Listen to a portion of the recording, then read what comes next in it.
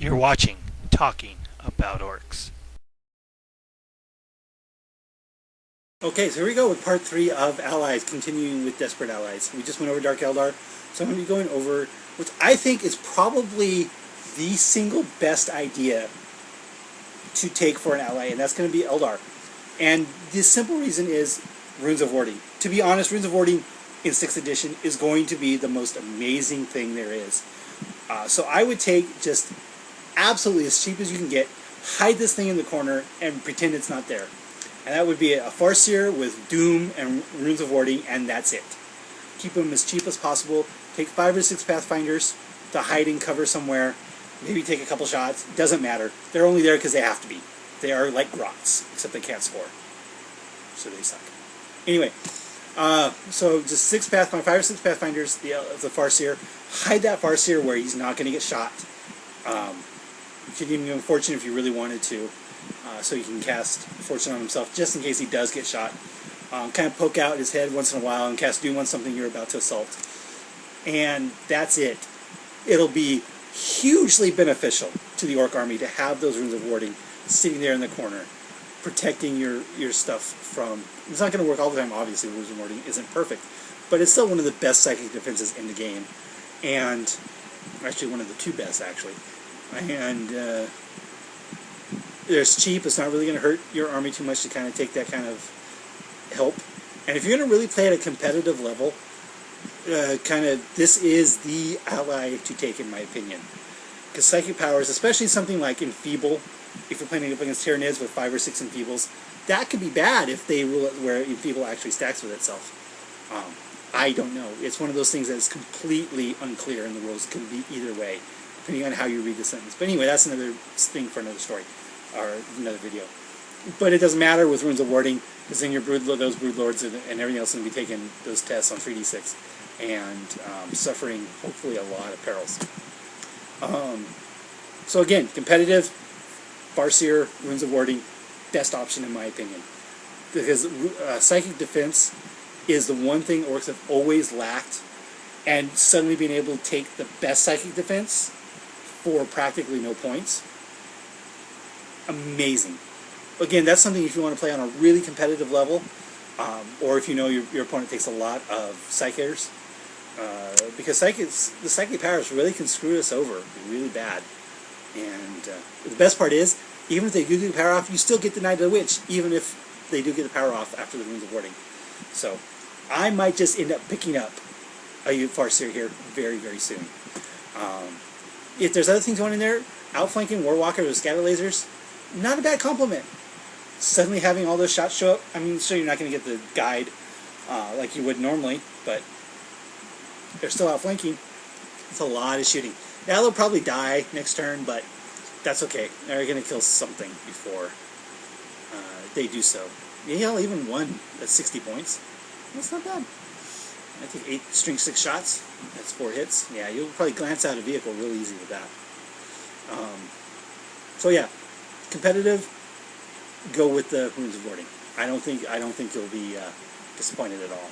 Especially as 6th edition matures over time, and there's more and more and more Psychers. So the next one is Grey Knights. This is another one where there's really not going to be a bad option. Of course, again, you might want to go the other way. Because of that, you might go the other way where you're running Orc allies and a Grey Knight army. Or you've got the KFF Mech 60 boys in front of whatever you want to take. So there's a lot of really good options if you can take them as allies. The fun one, take Drago and Paladins. Take War Boss, 10 now Bikers, Drago, 10 Paladins. Best of both worlds in one army. But seriously, I wouldn't do that unless you want to have the douche name brand across your forehead for forever and ever. Interceptors would probably be a great option to have. Something with interceptors with some flamers, incinerators, that's what they're called, to pop out, especially when they're fast attack, so they get in that scoring unit, pop over the objective, flame whatever's off it, and take it at the end of the game. That can't be bad, can it? And of course, then they still have the force weapons to back it up should they get assaulted afterwards. Cyphelman, take in a Cyphelman or two, and you can get one venerable, one regular. Not a bad option. But again, it's probably not something you really need. But the option's there. For troops, you could take Terminator Squad. So take just I don't know what you would use for an HQ. Librarian? Maybe a Librarian. And then some 5 Terminators and 5 Interceptors. It's not a bad little attachment, because you can deep strike those Terminators as the Librarian back down behind your opponent, cause a lot of problems with sight cannons. Then at the end of the game, your Interceptors pop over, incinerate something, and then take an objective, or contest objective. Not a bad option. Doesn't give you gives you that line breaker, gives you that disrupting power, which we've lost with Snickrot. Regular Codex Space Marines. There's not really a lot in there that's good, to be honest. You're probably looking at a Librarian with Null Zone and Gate, and then some Terminators. And then whatever 5 Scouts with Sniper Rifles, I guess, because you have to. So adding 10 Thunderhammer Stormshield Terminators with a Librarian with Null Zone to, again, disrupt, jump, teleport, deep strike over, do whatever you need them to do, kind of give you that disrupt, because you don't really need heavy hitters, because we already got Death Stars. If you want to run Death Star, you run Now Bikers. If you want something that's really badass ally, you take Paladins. But regular Stormshield Terminators, they're pretty good now, and especially if you get the Null Zone off. Of course, you can always take Biome or try for Divination and get the Librarian with his rerolls, and so he'll be sitting there with a 2+, 3+ with rerolls. You can try for that too. You can maybe a Storm Talon, get again another flyer to complement the Orc flyers.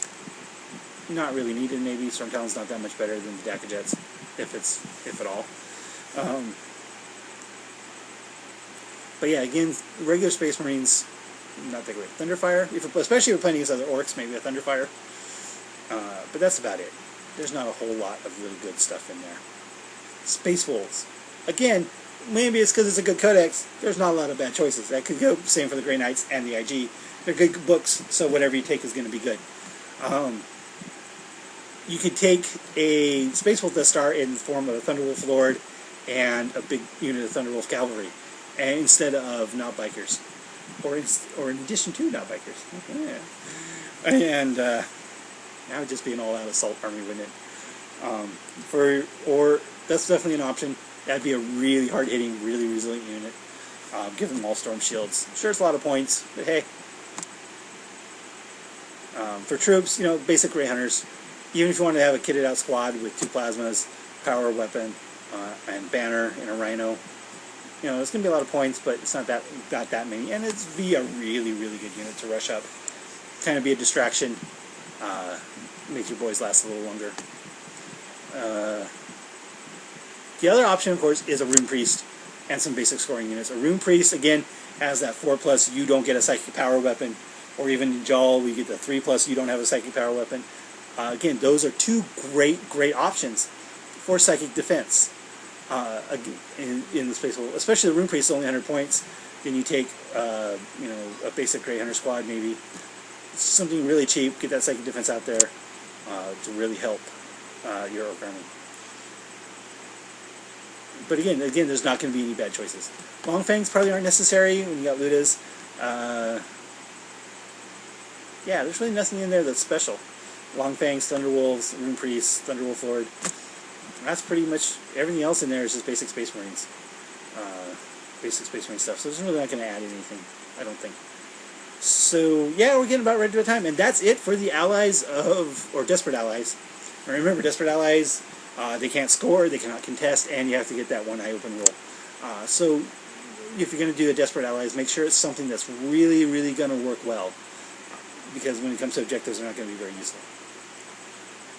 So that finishes up the allies. So next talking about Orcs, we're going to be going into units I haven't actually played yet.